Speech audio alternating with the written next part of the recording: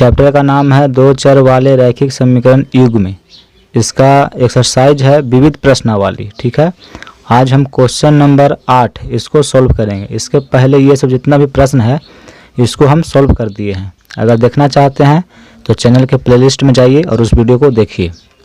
देखिए 8 नंबर प्रश्न है कि 5 नारंगी और 3 सेब की कीमत 35 रुपया है एवं 2 नारंगी और 4 सेब की कीमत 28 रुपया है। एक सेब की कीमत और एक नारंगी की कीमत वर्ज गुणन विधि से निकालें।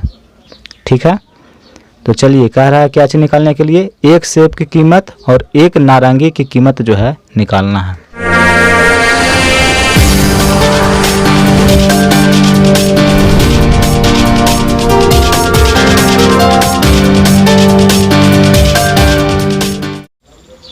आठ नंबर प्रश्न है, यहाँ पर लिखिए,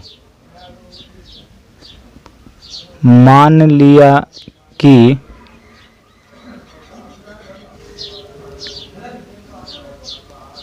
एक सेब की कीमत, देखिए एक सेब की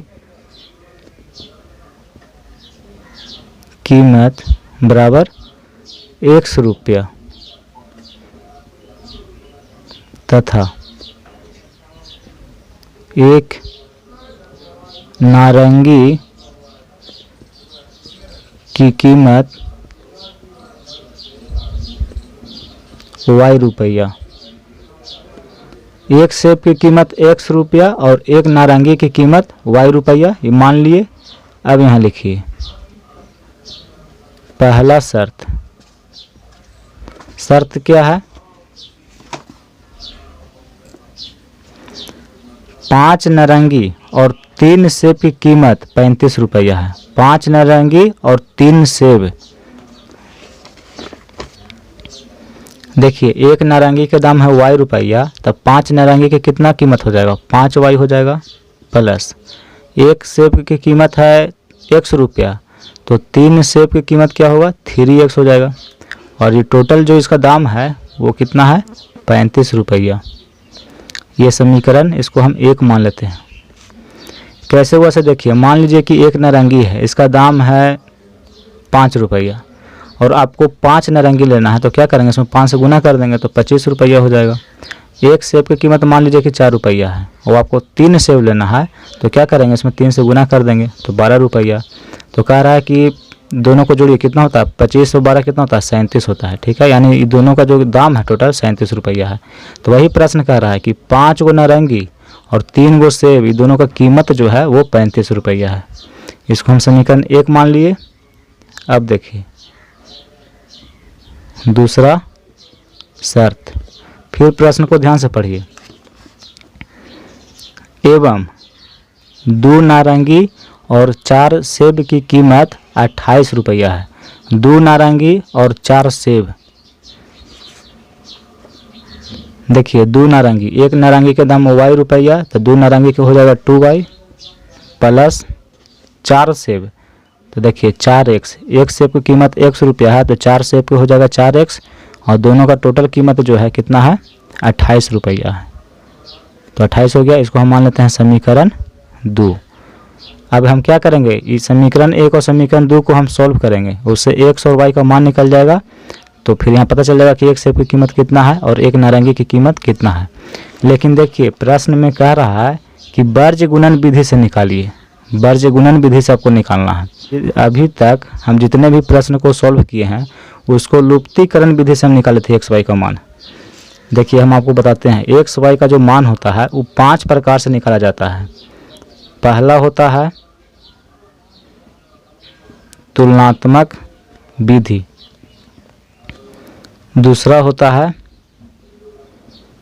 प्रतिस्थापन विधि, तीसरा होता है लुप्तीकरण विधि, चौथा है वर्ज गुणन विधि और पांचवा है अनुपात निर्णय विधि। ठीक है, एक्स वाई का मान ये 5 प्रकार से निकाल सकते हैं, किसी भी प्रकार से निकालिए एक्स वाई का मान जो है एक ही आता है, चाहे तुलनात्मक विधि से निकालिए चाहे प्रतिस्थापन विधि से निकालिए। इसको अगर आप तुलनात्मक विधि से निकालिएगा तो जो एक्स वाई का मान आएगा वही मान प्रतिस्थापन विधि से भी आएगा, चाहे आप लुप्तीकरण विधि से बनाइए, किसी से बनाइए एक्स वाई का मान जो है उसका वही आएगा। ठीक है, तो अभी तक हम जो बनाते थे वो लुप्तीकरण विधि से बनाते थे, क्योंकि सबसे आसान विधि है लुप्तीकरण विधि, इससे एक्स वाई का मान निकालना सबसे आसान है। और सबसे जो कठिन है वो है बीजगुणन विधि। अगर परीक्षा में कह दिया कि बीजगुणन विधि से निकालिए तब तो आपको बीजगुणन से निकालना होगा। अगर नहीं कह रहा है, कुछ भी नहीं कह रहा है कि सिर्फ एक्स वाई का मान निकालिए, तो हम क्या करते हैं लुप्तीकरण से निकाल देते हैं। लेकिन प्रश्न कह रहा है कि इस प्रश्न को जो सॉल्व करिए तो उसको बीजगुणन विधि से सॉल्व करिए। ठीक है, तो चलिए हम बताते हैं आज आपको कि बीजगुणन विधि से एक्स वाई का जो मान होता है वो कैसे निकाला जाता है।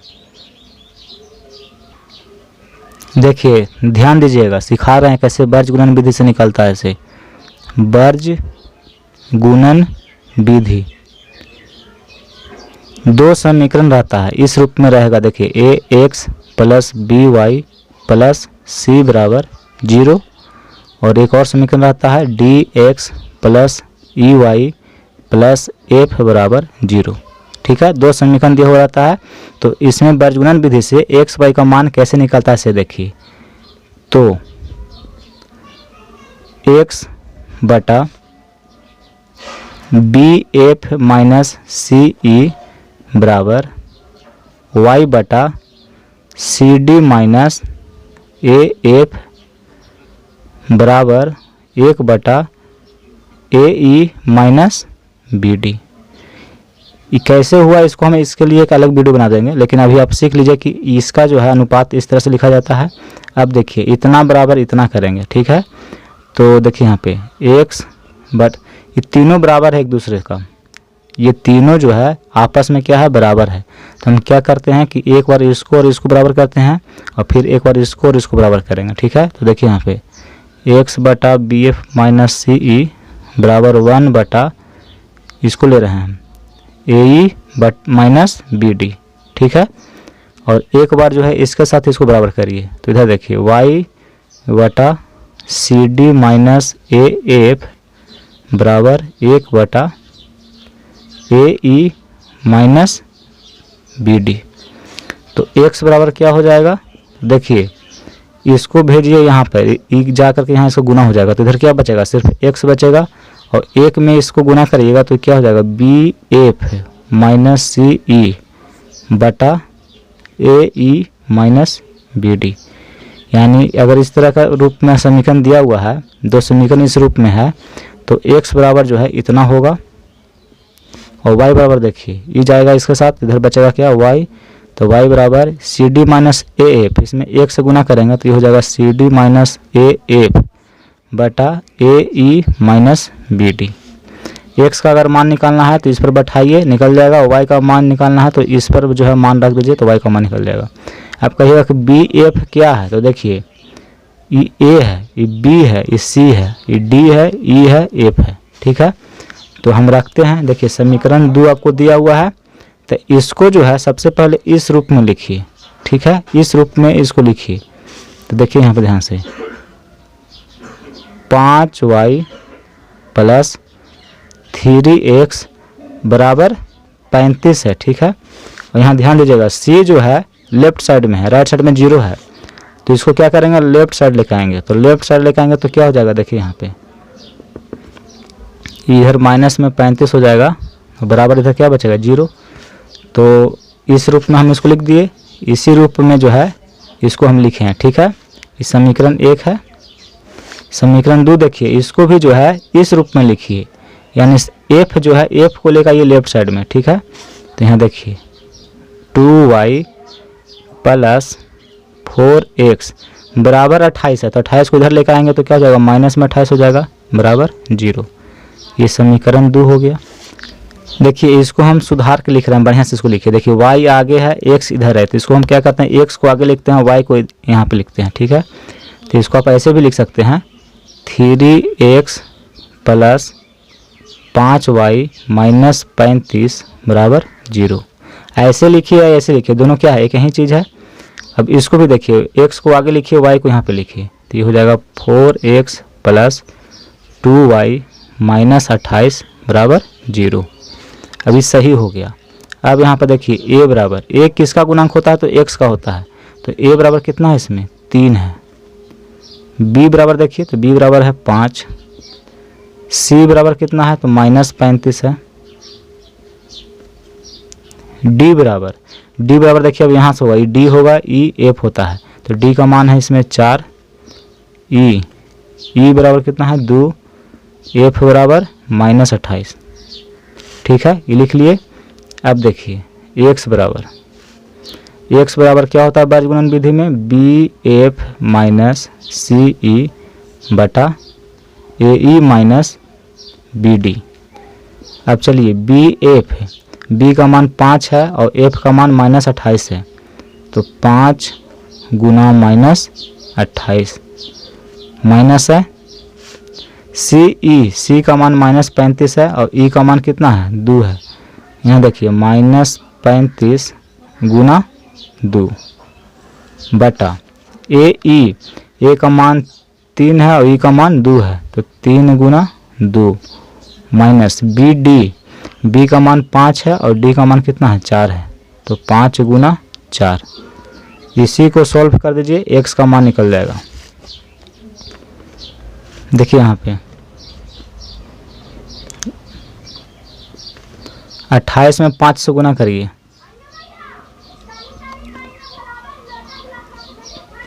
तो हो जाएगा -140। और इसको देखिए माइनस है यहाँ पे, -35 में 2 से गुना करेंगे तो कितना हो जाएगा 35 दूनी का 70 बटा 3 दूनी का 6 माइनस 5 का 20 -140 हो गया। देखिए माइनस में माइनस से गुना करिएगा तो प्लस हो जाएगा कितना 70 बटा -20 में 6 जोड़िएगा तो -14। ठीक है, अब यहाँ देखिए -140 में 70 जोड़ेंगे तो कितना हो जाएगा -70। ठीक है, और नीचे -14 है, माइनस से माइनस कट गया, कैंसिल हो गया, 14 बचे 70।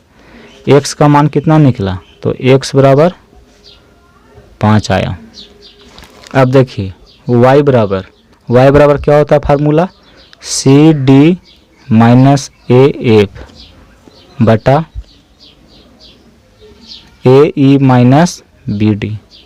वाई बराबर होता है सी डी, तो सी का मान है -35 और डी का मान है 4, तो -35 गुना 4 माइनस है ए का मान 3 है और एफ का मान -28 है, तो देखिए 3 गुना -28 बटा ए का मान 3 और ई का मान 2 है, तो 3 गुना 2 हो जाएगा, माइनस बी का मान 5 है और डी का मान 4 है, तो 5 गुना 4।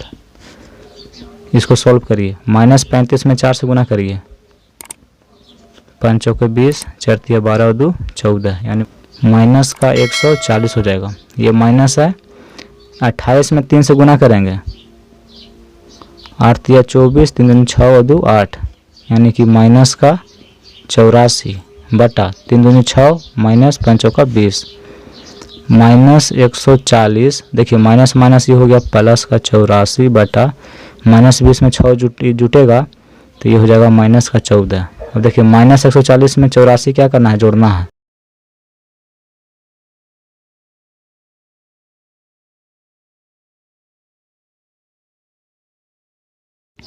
यानी ये हो गया माइनस का 56 बटा में माइनस का 14, माइनस माइनस कट गया और 14 चौके 56, तो y का जो मान आया कितना आया 4 आया।